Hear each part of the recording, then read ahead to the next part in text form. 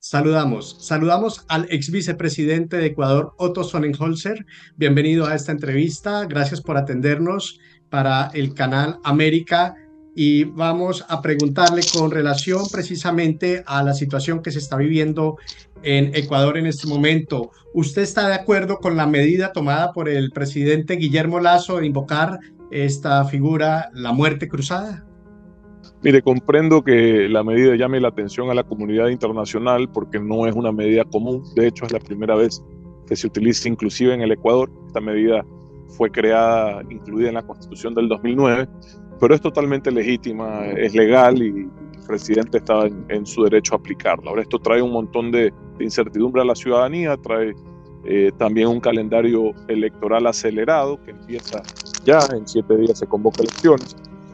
Para escoger un gobierno, una asamblea, solo para terminar lo que queda del mandato del presidente actual. Es decir, vamos a ir a elecciones ahora alrededor de agosto y nuevamente en diciembre o enero del 2024, o sea, diciembre del 24 o enero del 25. Entonces, vamos a estar en el Ecuador en un calendario electoral casi permanente por 2 años.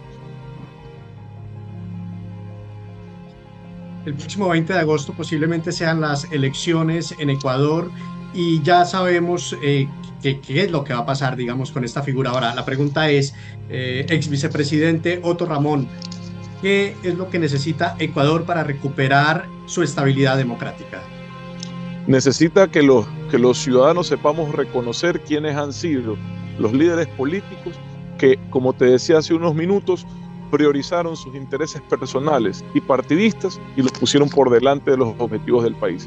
Y cuando vayan a votar lo hagan con memoria y no les vuelvan a dar la oportunidad de estar ahí generando el caos, la zozobra, la incertidumbre.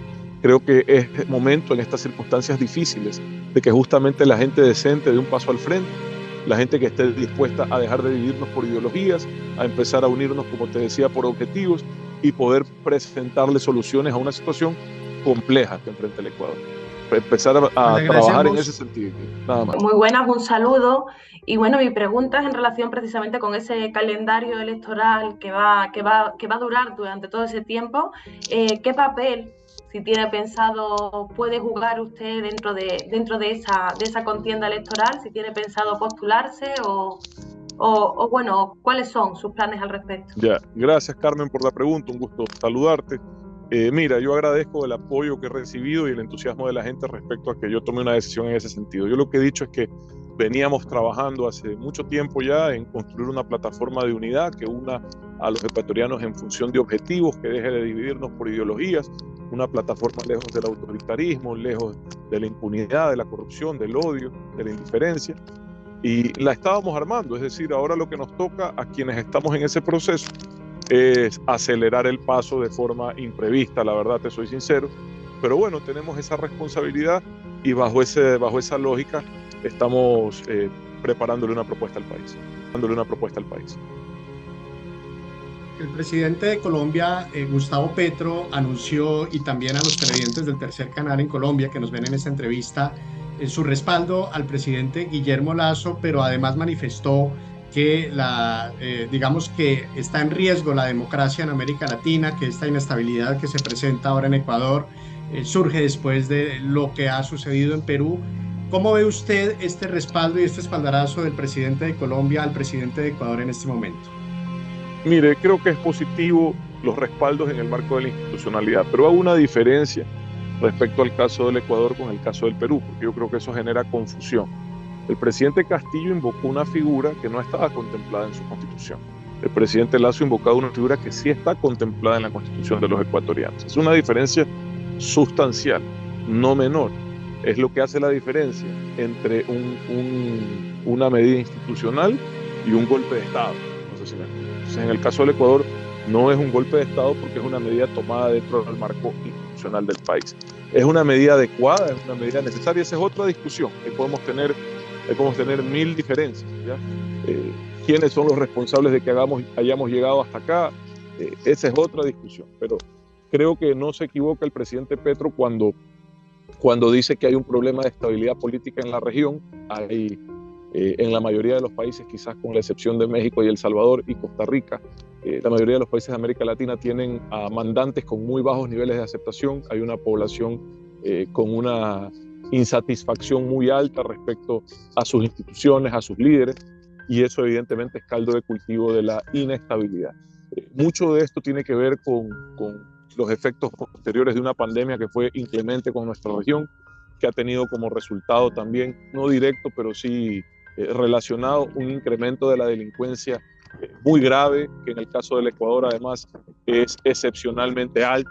El Ecuador en 2 años ha quintuplicado sus cifras de muertes violentas, y entonces en ese escenario evidentemente la insatisfacción ciudadana es alta, y eso siempre se traduce en presión sobre los gobiernos, que mal canalizada y con instituciones débiles puede resultar en golpes de Estado. Carmen. Me gustaría saber, porque de hecho ha dicho que efectivamente la medida es una medida legítima, legal, recogida en la Constitución, pero llama la atención por qué se toma ahora cuando hemos visto anteriormente momentos quizás que parecían más críticos. Por ejemplo, cuando fueron las últimas protestas del movimiento indígena, ¿por qué justo en este momento se ha tomado esta decisión? Claro, y quizás muchos opinamos en su momento que levantaba suspicacias el hecho de que lo haga ahora, porque podría parecer que está eludiendo su responsabilidad política ante la Asamblea Nacional.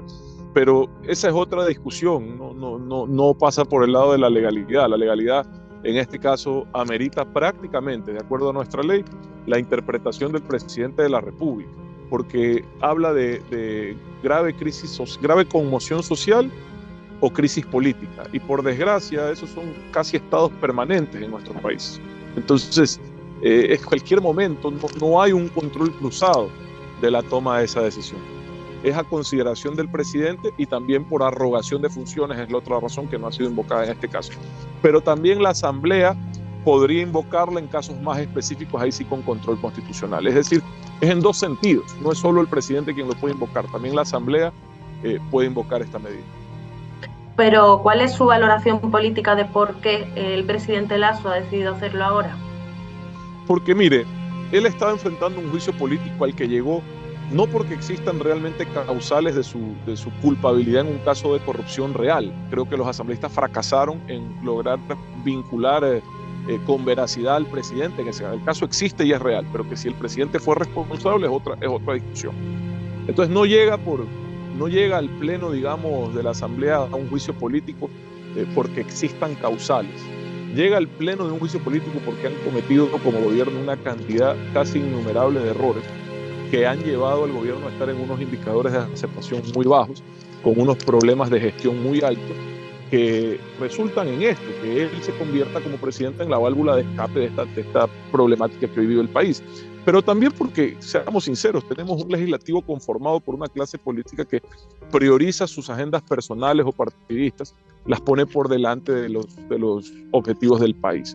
O sea, es una agenda legislativa que se ha dedicado a complicar las cosas, a dinamitar la gestión y a proponer muy poco para ayudar a resolver sobre todo esta problemática de inseguridad. Entonces, para mí hay de parte y parte, los dos son responsables, tanto el Ejecutivo como el Legislativo. Creo que el presidente ya vio una nueva mayoría en la Asamblea que posiblemente, aunque él hubiese logrado salvar su votación, que era posible, del juicio político, hubiese tenido que enfrentar un escenario de gobernabilidad muy cuesta arriba, muy complejo, en adelante, y yo creo que él ha hecho una lógica de, bueno, si no es ahora, iba a ser después igual, y no iba a poder avanzar, y esta es la decisión.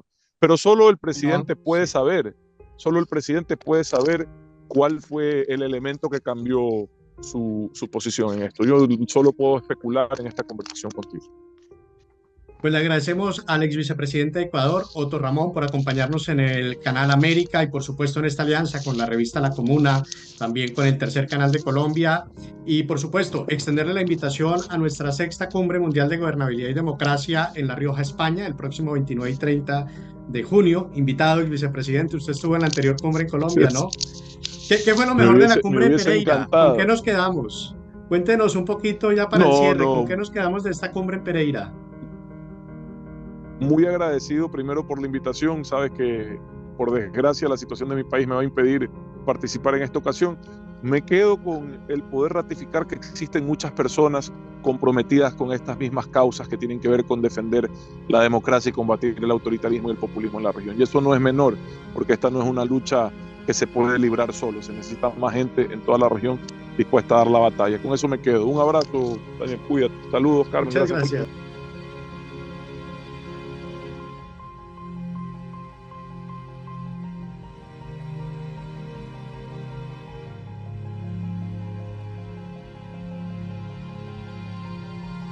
Si te gusta nuestro contenido y no quieres perderte nada de la agenda alternativa, suscríbete a nuestro canal y activa la campana de notificaciones.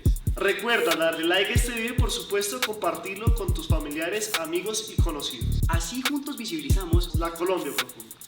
Recuerda, somos el tercer canal, la voz de los que no tienen voz.